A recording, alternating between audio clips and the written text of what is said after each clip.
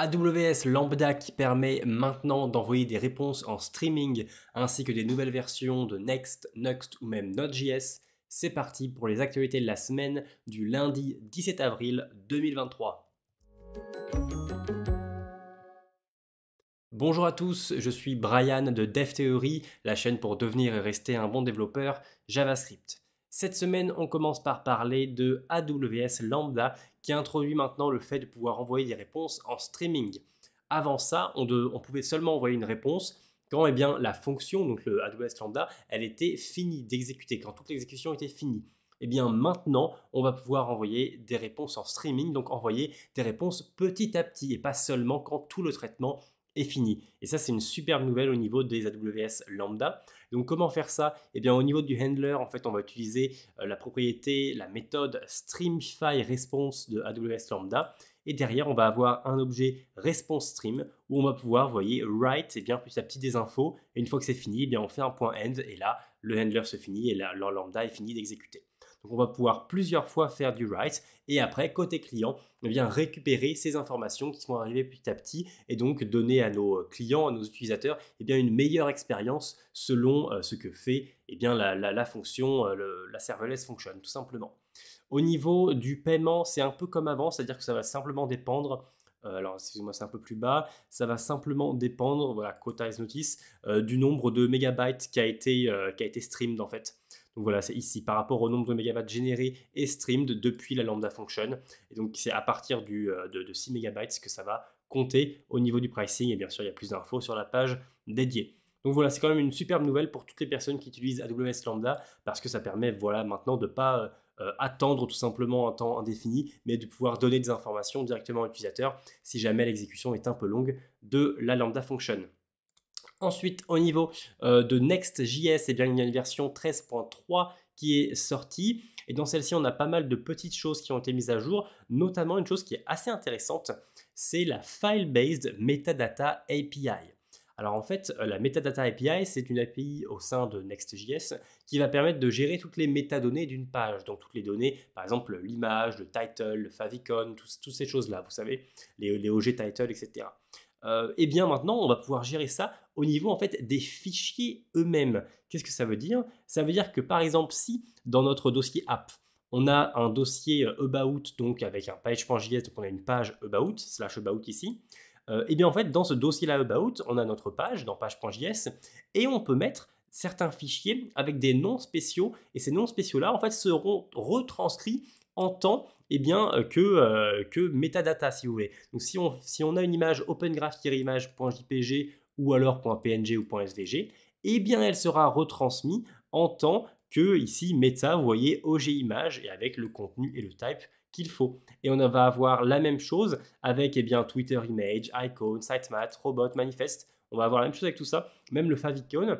Et en fait, ça va également être en cascade, c'est-à-dire que s'il est à la base de votre dossier APP, par exemple favicon.ico, cette méta-là, elle sera présente à la fois dans la page d'accueil /, mais à la fois dans /about, si jamais il n'est pas réécrit dans /about, bien sûr. Donc voilà, c'est assez sympa ce système, je trouve, de file-based metadata API. Je trouve ça très intéressant d'avoir ça parce que c'est vrai que c'est toujours plus simple en fait de gérer des fichiers que éventuellement créer un fichier puis créer également une propriété.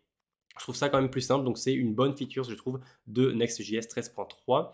Une autre feature dont je voulais vous parler, c'était le static export. Donc maintenant, pour créer une application, pour créer un site web statique à partir d'une codebase Next.js, dans les options donc, de Next, vous pouvez mettre l'option output à export, ce qui fera en sorte que lorsque vous allez faire Next build, ça va créer un site web statique. Donc vous allez maintenant avoir la même commande next build pour toutes les générations de sites web. C'est-à-dire qu'avant, vous aviez une commande dédiée qui s'appelait next export. Et bien maintenant, en mettant output export dans next config, vous allez avoir vous allez utiliser next build et non pas next export. Ça permet en fait de tout unifier, n'importe quel type d'export, tous les unifier sous une seule commande qui est next build. Donc ce qui est un peu mieux. Et une dernière chose dont je voulais vous parler, qui est assez intéressant, mais à la fois assez spécial, en fait, c'est à travers cette image-là, on comprend assez bien. Imaginez qu'on a donc un petit feed ici, une page avec un feed, on a différentes photos, et on clique dans une, et en fait, de base, eh bien, ça va nous amener sur l'article ou la page dédiée à cette photo-là. Et en fait, ils ont introduit un nouveau fonctionnement où eh bien, on a une sorte de dossier qui s'appelle @modal, et à l'intérieur de ce dossier-là, on a une référence à eh bien, un dossier externe, c'est-à-dire qu'ici, vous voyez qu'on a un 2 points dans le nom du dossier qui fait référence en fait au dossier photo qui se trouve juste là. Et ce qui va se passer en fait, c'est que lorsqu'on va cliquer ici, eh bien, ça va arriver sur le modal. Donc en fait, ça va nous ouvrir un modal. Next va nous ouvrir un modal que l'on a défini ici avec @modal justement. Et donc ce modal-là va dépendre également de l'IT de la photo. Et après, ça va donc exécuter page.tsx. Et dans les faits, ça va modifier l'URL en fait pour que ce soit l'URL du dossier photo. Parce que ici, on a mis, vous voyez, ce 2 points ici qui fait référence à la page d'avant. Donc ce qui se passe, c'est que quand on va cliquer ici, eh bien, ça va arriver donc sur le modal, ça va ouvrir le modal. Sauf que après, si on copie l'URL et qu'on l'envoie à quelqu'un, eh bien, ça va arriver sur la page. En fait, ça va arriver sur cette page-là et non plus sur le modal. Donc ça permet une sorte de navigation assez différente. C'est très précis comme système, mais c'est vrai que des fois, c'est assez utile pour ne pas perdre le contexte dans lequel l'utilisateur était, en fait, dans lequel il était, mais tout en pouvant partager eh bien, les informations qu'il est en train de voir. En fait. Donc c'est assez intéressant comme fonctionnement, assez précis. Je ne sais pas si ce sera beaucoup utilisé, mais c'est intéressant d'avoir ce fonctionnement de disponible au sein des applications Next. Maintenant, au niveau de Nuxt.js version 3.4, eh bien, on a l'intégration quasiment native de View Transition API. Alors, c'est une API dont j'avais parlé il y a quelques semaines dans les Actu.js de la semaine. Et en fait, c'est une API qui permet eh bien, de créer des transitions entre les pages et ce, entre des pages statiques. Donc en fait, c'est vraiment comme s'il y avait deux pages HTML différentes, mais d'une page à l'autre, grâce au JavaScript, eh bien en fait, on va avoir les transitions. Par exemple, on va cliquer sur cette photo-là, et vous voyez qu'en fait, elle va se grandir et se dégrandir, alors que eh bien, ce n'est pas la même image, si vous voulez, au niveau de votre code, ça va être deux images différentes, et ça peut être un site web statique. On peut croire que c'est une SPA ou quoi que ce soit, mais non, ça peut être totalement un site web statique, et ça, c'est grâce à la View Transition API. Et bien maintenant, Nuxt met ça en place directement, vous pouvez mettre ça en place directement au sein de toutes les transitions de toutes vos pages via la feature expérimentale View Transition True. Et donc après, vous avez simplement à gérer du CSS, c'est-à-dire que sur une page, par exemple cette page-là d'accueil, vous dites que cette image-là, elle est liée à une transition, et ça c'est en CSS, qui s'appelle, je ne sais pas, Transition Page ou Image Page. Et après, dans votre autre page, où vous êtes donc sur la page... voilà, celle-ci, dans votre autre page où vous êtes sur un item en particulier, vous dites que l'image de cette page-là est également liée à la transition du même nom. Et donc après, la View Transition API va lier les deux en même temps et va faire l'animation. Donc c'est assez intéressant d'avoir ça directement au sein notamment de Nuxt. Et on a d'autres petites choses comme par exemple le fait d'écrire des plugins maintenant sous forme d'objets et non plus de fonctions directement. Ça permet une meilleure organisation, une meilleure syntaxe, si jamais vous préférez bien sûr cette syntaxe-là. Autre chose, cette semaine au niveau de Node, la version 19.9.0, on a une nouvelle méthode dans l'URL API qui est assez intéressante, qui s'appelle donc url.canparse. En fait, ça va renvoyer un booléen qui va nous dire si oui ou non on peut parser l'URL en question. Et donc on va donner une URL ou alors un bout d'URL et après on donne la base URL. Donc lui après il va rassembler les deux en faisant example.org/foo. Et après donc il va nous dire si cette URL là ou la combinaison donc de la base et du bout de l'URL peut être parsée ou non. Donc est-ce qu'on peut y extraire la méthode, le domain name, la page, etc.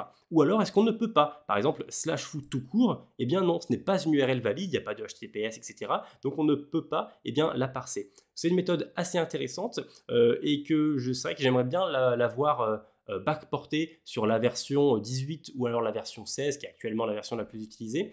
Mais pour l'instant elle est seulement sur la V19.9, donc elle arrivera dans la prochaine qui sera la V20. Mais en tout cas je trouve une super petite features .canparse de URL.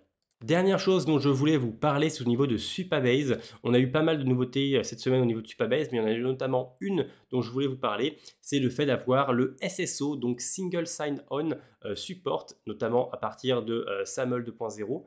Et ce qui est intéressant avec ça, c'est que eh bien, si jamais vous êtes en train de créer un service, par exemple un SaaS pour du B2B, eh bien maintenant vous allez pouvoir implémenter le SSO directement dans votre application et ça de manière très simple puisque Supabase va le préfère pour vous si vous voulez. Si jamais vous ne savez pas ce que c'est que le SSO, en fait c'est simplement le fait que les salariés, les employés d'une boîte vont se connecter avec leur même email et password sur tous les services, tous les sites web externes qu'ils utilisent en fait. Parce que justement, il y a cette convention-là qui existe. Mais généralement, c'est assez complexe à mettre en place. Mais si jamais vous utilisez Supabase pour gérer vos utilisateurs, etc., et bien maintenant, vous allez pouvoir assez simplement, ça met quand même un petit peu de temps, mais assez simplement, mettre en place du SSO directement sur votre service. Donc une connexion, une inscription en SSO directement de possible depuis votre service grâce à Supabase qui va un peu vous prémâcher tout le travail. Donc c'est assez intéressant d'avoir ça directement au sein du Supabase et ça fait partie de tous les plans. Ce n'est pas simplement pour une feature où vous devez payer, c'est possible partout, c'est dans la librairie Supabase-JS de base. Voilà tout cette semaine au niveau des différentes fonctionnalités, au niveau des différentes news. Je vous mets bien sûr tout ça directement en dessous en description. Je vous souhaite une très bonne semaine. On se retrouve lundi prochain. À très vite et bon codage.